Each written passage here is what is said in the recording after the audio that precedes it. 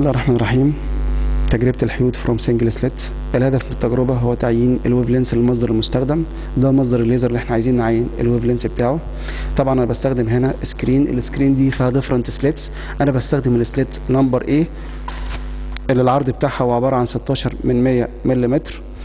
بعد كده انا بستقبل الشكل الناتج على حائل،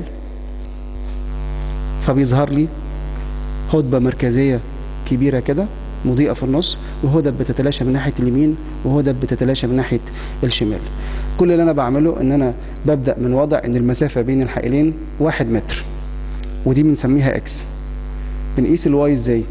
انا بقوم جاي على اول الهدبة المركزية وبعمل علامة، وعلى اخر الهدبة المركزية وبعمل علامة، وبقيس المسافة بين العلامتين دول من على ورقة الرسم البياني. المسافة بين العلامتين دي لما نقسمها على 2 تديني الواي. بعد كده بنقوم مغيرين المسافة 10 سنتي، وبعدين بنحسب الواي الجديدة.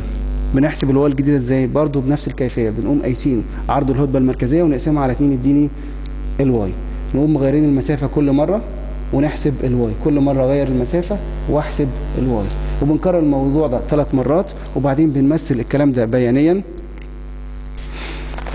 ما بين الاكس على الاكس اكسس بالسنتيمتر والواي على الواي اكسس بالسنتيمتر.